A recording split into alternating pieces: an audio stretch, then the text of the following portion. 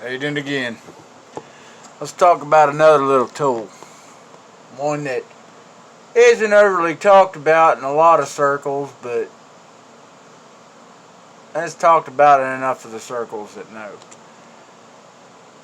This right here is a cheap one, but it's the M48 United Cutlery Hawk. Got your standard little sheath here, scabbard, whatever you want to call it. But this is what we call a tomahawk. It's years ago, the tomahawk, as everybody knew it with the Indians, was pretty much strictly a fighting tool, somewhat of a wood gathering tool. They didn't really use it too much for everyday things. It was a combat weapon. As time progressed, Vietnam, the tomahawk, the way I understand it, and if any of you can correct me, then please do so in the comment section.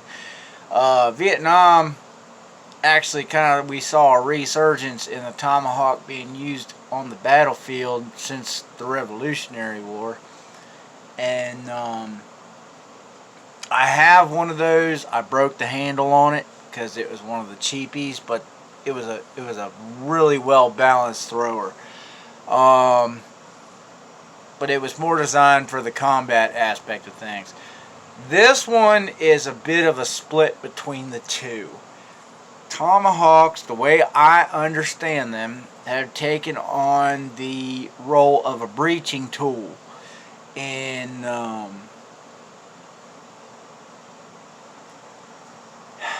I want to say recent war, but we all understand what I guess this most recent one that has supposedly ended.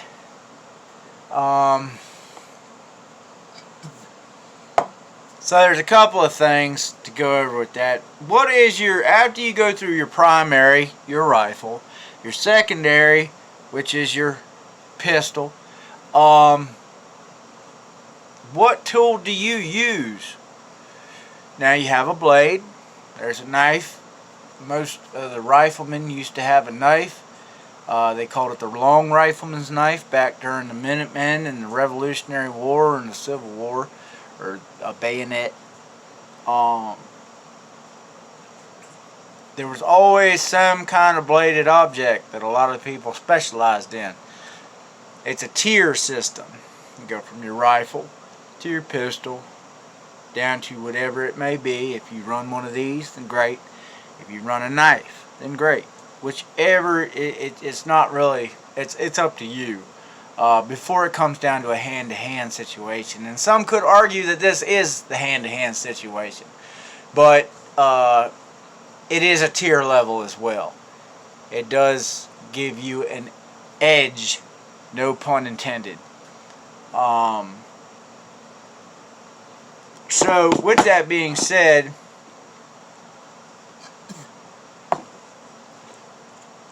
I mean, most of your standard knives, this is just a cheapie that an old timer gave me because he understands the way of the world. He did this out of respect. He says, "Here, I want you to have this." I said, "Well, I appreciate that."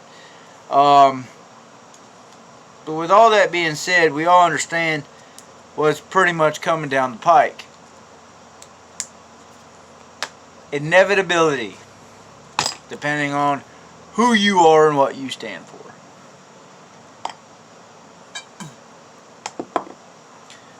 If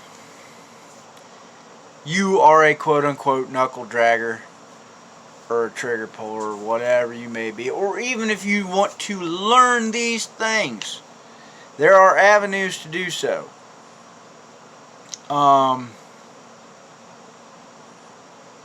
I'm going to recommend a system. I think that everybody should at least understand street fighting's one thing. I get it. It works in a street fight. It gives you an edge. But when it comes to edged weaponry versus hand-to-hand, I'm going to make a suggestion. And some of you may come out in the comment section and tell me I'm full of spit, and that's fine. You have what works for you, and that's okay. I want you to go ahead and put that comment in there.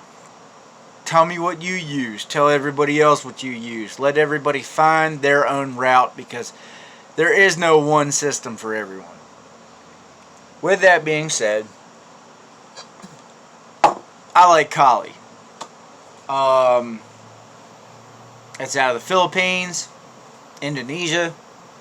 Supposedly, I believe it actually traces back to a Muslim style of fighting. I'm not certain on that one. I was just talking to a lady that is from the Philippines, and she said that Kali, Pakriti Tersi, Filipino knife fighting was originally a Muslim thing in her country, because most people are Muslim over there, or were Muslim over there. And that's actually where we send a lot of our special forces people. When we want them to learn how to use a blade, we send them to the Philippines. I've done some battlefield Kali work. I like it. It's definitely effective. But again, there's no one solid thing for everyone. But if the U.S. military uses it, there's got to be a little something to it. So just take it into consideration. If you don't like it, go find something else and let me know about it. I like to experience a lot of different cultures, a lot of different tools.